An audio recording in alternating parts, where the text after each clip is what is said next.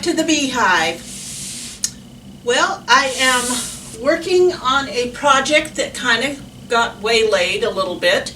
It's a wool project based on Yoko Saito's Floral Bouquet. It's in this particular publication, and the block of the month was sponsored by Primitive Gatherings.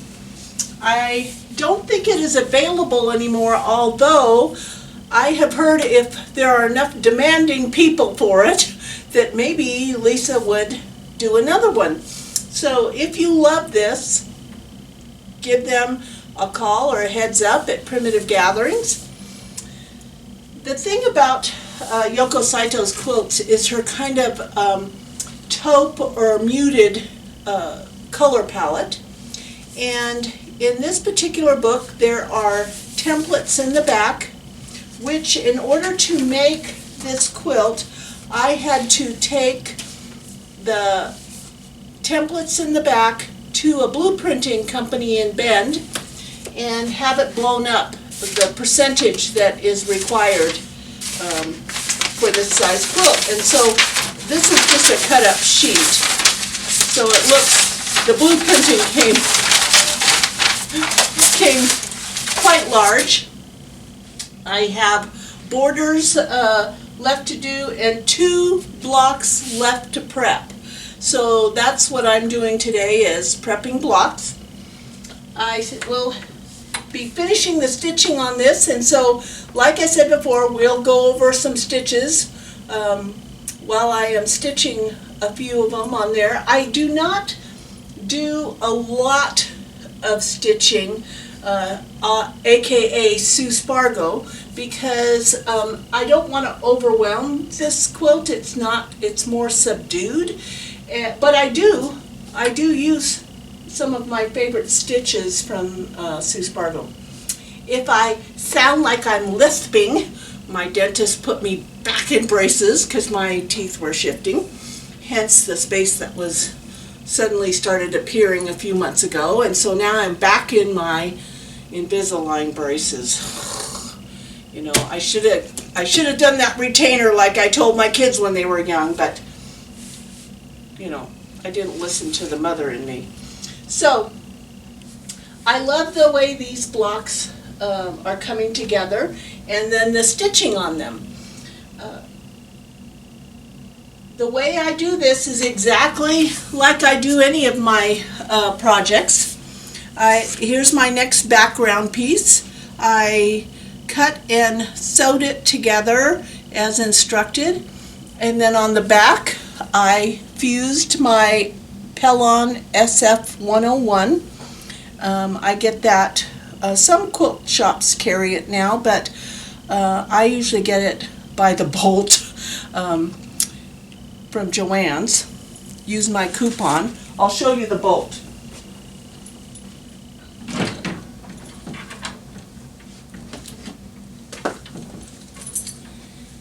Back again.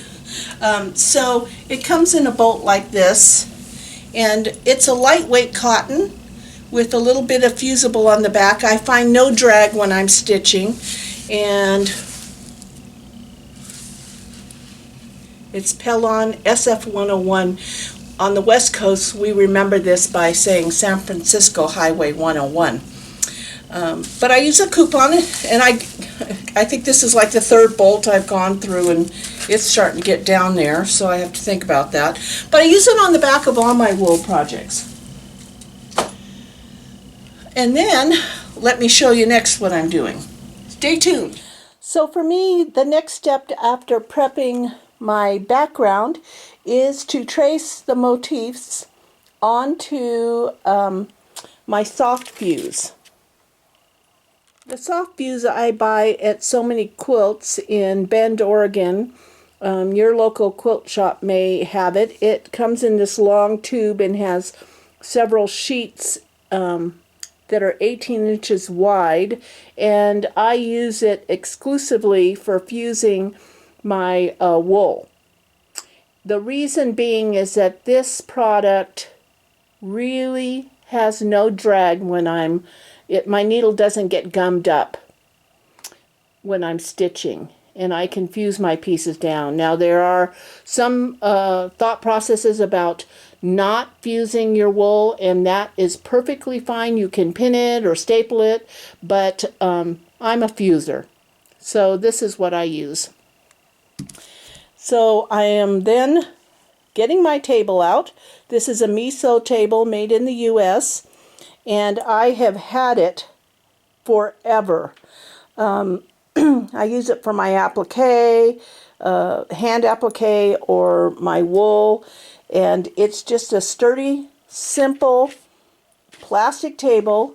And the people at Miso sent me a LED light strip, and I can move that up or down as I need to. And it's just not a complicated thing. It's not heavy, and it transport easy, and it has these great clips, of which I have clipped one end of my template so that it just doesn't shift. And this is a reversed pattern, so I have the front side facing down, and look at how clear it comes through. And then when I put my soft fuse over it, it's going to be easy to trace.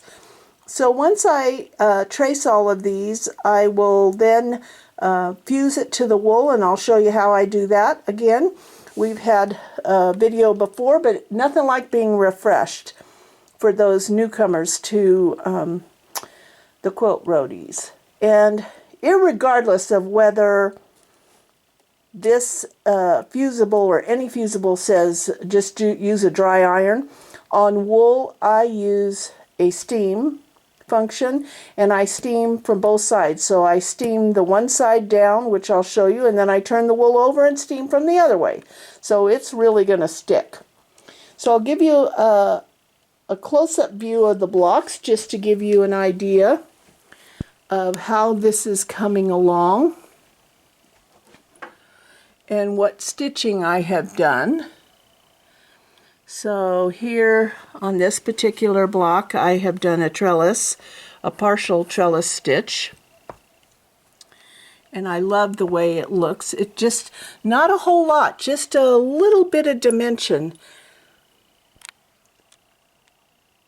So this quilt is going to be beautiful when it comes together, and I have seen one of my stitch groups did this, and they several of them got their quilts done, and they all just look beautiful. So this is a quilt that I am going to love to have hanging.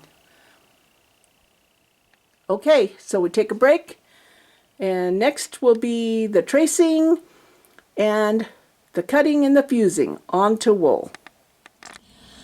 So I have traced one motif, the bigger of the two baskets, onto my soft fuse, and you can see that I try to use as much of the piece as I can, because it's kind of, you know, it's a spendy product, and I like to save all my little pieces, and I can use them on a future project, so I know that I'll be cutting this out and saving this piece.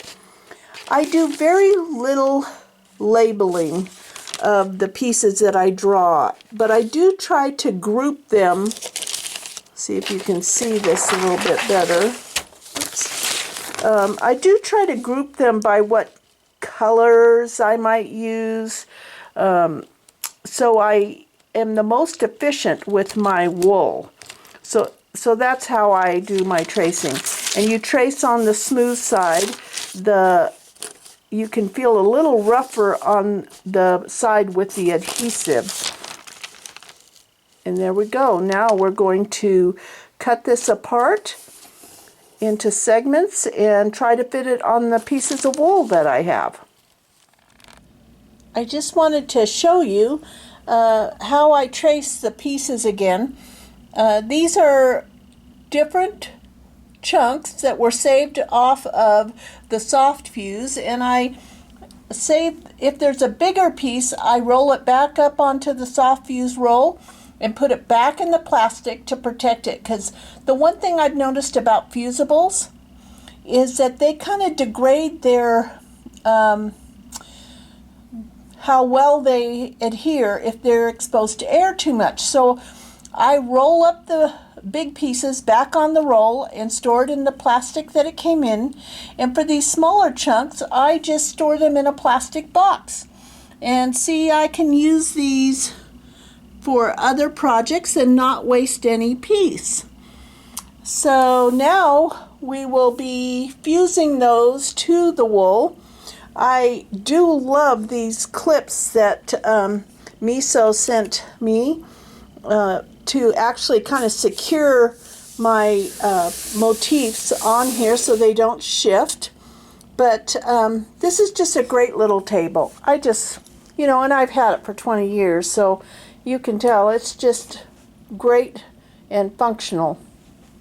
So next, fusing the wool. So you see how I save my scraps of wool from other projects? The reason I do this is because sometimes you can mix up projects that you want by just using the scraps and not necessarily what came in the kit, and you can save that for a future. So what I did was I laid out my pieces of wool, and I decided there's some big chunks of green that came, but I could actually use little scraps because I like a variety with my leaves. I don't like them to all be out of the same piece of green because leaves in nature are not that way. So I kind of rummaged through this pile of green, finding the pieces that I wanted, and now I'm going to fuse those to the green and save these pieces of green for some future project.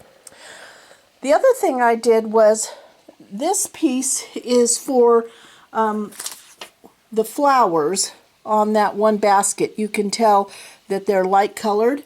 And this piece is I don't know if you can actually see it very well, but it is a solid piece of cream. Not to my liking. I like my petals to have a little variety, so I found this piece, and it has a little bit of gray and cream and a little yellowish color, and so I'm going to cut my flower petals out of this piece that I had in one of these baskets that I hold the cream colors in. So that's kind of the way I organize things. I lay out all the wool, and then I decide, do I want to use the wool that they sent me, or do I want to save that for a future project? So we're going to continue on with the fusing. So I've fused my pieces down on the front side of the wool. I kind of chose which side I wanted to actually show. Sometimes it makes a difference, sometimes it doesn't. But as you can see, I did not use several pieces that came because in my scrap box I had pieces that I liked better. And for my leaves, a variety of different greens. So then the next step for me will be to flip these over and steam them from the other side. And once I do that, then I'm going to be cutting them out and organizing them on my background piece. Good morning, everyone.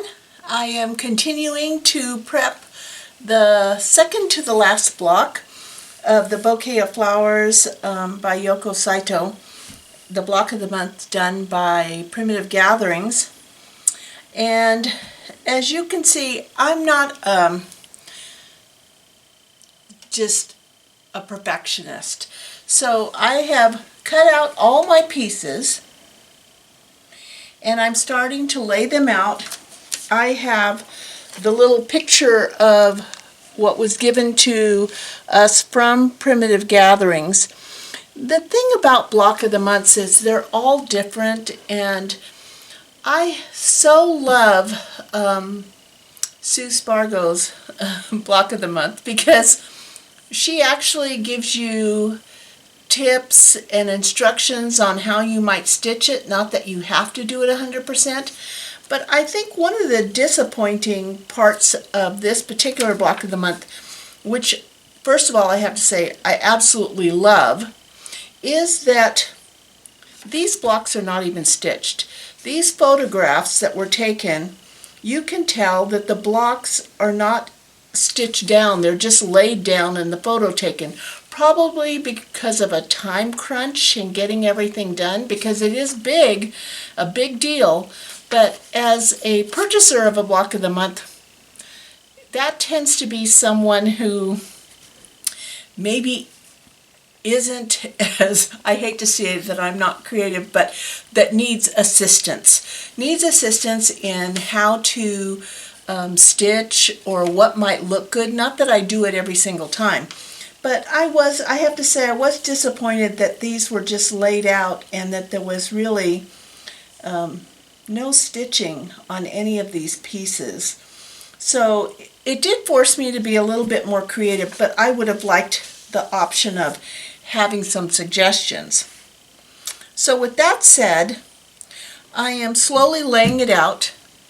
I don't stress about that this particular leaf belongs on this particular block or a motif as opposed to this one. I cut all the leaves out. I know that the bigger ones go on certain stems. That's all I know. The rest of it, I am just going to mix it up because leaves in nature aren't perfect. They aren't all the same color.